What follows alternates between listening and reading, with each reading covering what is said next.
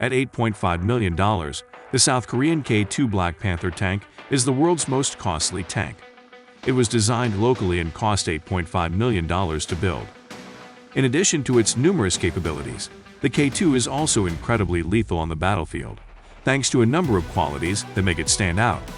What are those? Let's find out. But before we proceed, don't forget to subscribe to our channel and click on the bell icon so that you don't miss out on any of our wonderful videos in the future. Hey guys, welcome to our channel Alpha Tanks, where we tell you about the new military tanks that are the deadliest in all ways, so stay with us till the end of this video so you don't miss out on any of their information. Due to unique challenges and terrain that wasn't exactly tank-friendly, South Korea blended technology from around the world with its own ideas to develop a combat vehicle that would fulfill their requirements. The K2 Black Panther battle tank has been named the most costly battle tank in the world by the Guinness Book of World Records. The K2 Black Panther was created by Hyundai Rotem, a part of Hyundai Motor Group, for the Republic of Korea Army's Armored Division Akaroka. The MBT is intended to provide enhanced performance on the battlefield by incorporating better ergonomics and digitalization into its construction. As a result, South Korea has created some of the most complicated and advanced weaponry systems in the world in anticipation of any North Korean assault. The South Korean military has special requirements that are based on the terrain of the Korean peninsula. Despite the fact that an armistice between the two Korean neighbors halted intense hostilities in 1953, tensions between the two countries remain high. In light of the fact that North Korea possesses approximately 4,300 main combat tanks, Seoul has redoubled its efforts to enhance its own stockpile. North Korea began fielding T-62s with 115mm cannons in the late 1970s, outclassing South Korea's M48 Pattons with their 90mm guns, which were deployed at the time. South Korea then began looking into new main battle tanks and got authorization from the United States to construct a modified Abrams tank known as the K1 in the country's own factories.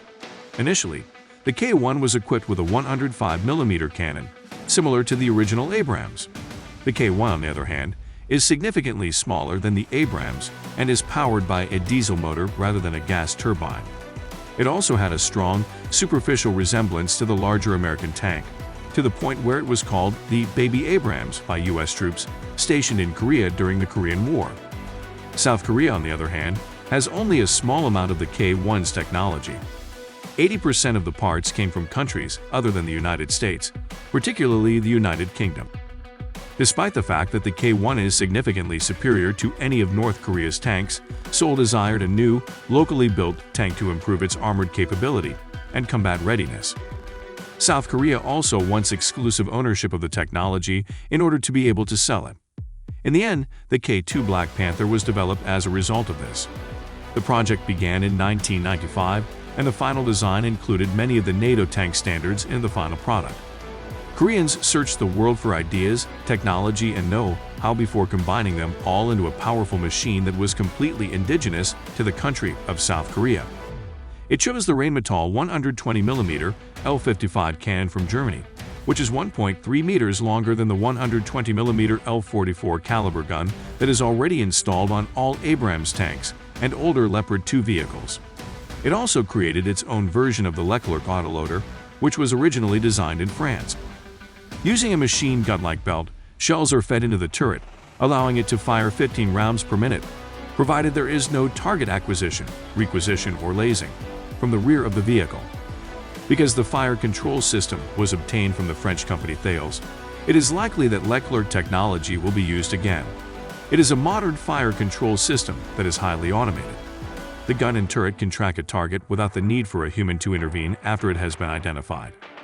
It took 7 years for the South Korean government to reverse engineer a workable clone of Germany's MTU 890 V12 diesel engine, which produces 1,500 horses. In comparison to the MTU, the locally designed engine accelerates slightly more slowly. From 0 to 32 km per hour takes around 8 seconds, up from 7 seconds. The tank is suspended hydro-pneumatically, which is the most noticeable characteristic. In order to lower or raise its profile, a modified version of the suspension system that was initially built for the K1 has been fitted to the K2. The suspension may be lifted for improved cross-country performance, allowing the K2 to travel across rougher terrain. The suspension can be lowered to allow for more speed on the highway. In addition, the K2 has the capacity to tilt both forward and backward at any time. When the tank is in a hull-down posture, this increases the agility of the main gun. When leaning backward, the K2's main cannon may be elevated, allowing it to better target low-flying aircraft or targets higher up on the Korean Peninsula's rugged terrain. The tank also boasts incredible water fortification qualities, making it an excellent choice for the Korean Peninsula's swampy and humid environment. By utilizing an onboard extendable conning tower/snorkel, the K2 is capable of fording water up to 4.1 meters, 13 feet, deep.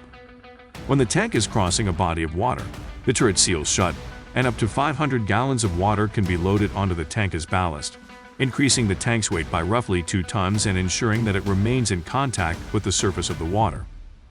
The K2 is capable of firing both conventional high-explosive rounds and kinetic penetrators. The K-STAMR II is one of the company's one-of-a-kind weapons.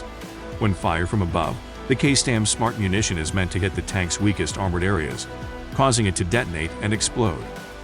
An artillery-like trajectory is used to fire this ammunition from the K2's main gun towards a target up to 8 kilometers away or around 5 miles away on an indirect trajectory. The K-STAMR II is equipped with movable fins that allow it to engage armored formations on the enemy's side. Despite South Korea's ambition to sell this tank, the $8.5 million price tag per unit has made exporting a difficult prospect for the country. As reported by the Korea Times on January 17, 2020, Hyundai Rotem was expected to win a $9 billion tank development contract with the Polish Ministry of Defense. Polish authorities will almost certainly purchase or develop a version of the K2 Black Panther main combat tank if the contract is approved. Also recently reported, Egypt and South Korea are negotiating to jointly construct the K2 Black Panther combat tank, which is currently in development. Its better suspension, combined with its one-of-a-kind top assault munition and high weight-to-power ratio, elevates the Black Panther to the status of one of the most sophisticated tanks in the world, capable of killing any tank now in North Korean service. Moreover, the Republic of Korea has steadily risen to become one of the world's leading manufacturers of NATO-compatible armaments in the post-Cold War era, and it is one of the few U.S. allies to have consistently produced highly competitive products, ranging from its Sejong the Great-class destroyer, which is considered the most capable of employing the American AEGIS navigation system, to its K9 artillery system, which has proven popular in Europe. The domestic armament sector in South Korea, which is a major defense spender, has lessened the country's reliance on imported weaponry, while also benefiting from significant economies of scale gained through contracts to supply the country's own armed forces.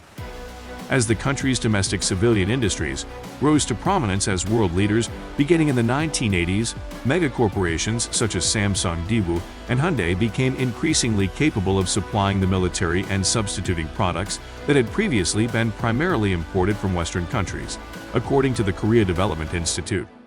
Because of the ongoing construction of a next-generation stealth aircraft, South Korea has achieved a level of self-reliance in its military industries that only a handful of other modern militaries can match. We sincerely hope you enjoyed the video. If so, please click on the like button and share it with your friends and family. If you have any questions or comments, please share them with us in the comment space below. Also, don't forget to subscribe to our YouTube channel to see even more of our incredible videos. You can also check out our other videos that have been specially selected for you. We'll catch up in the following video.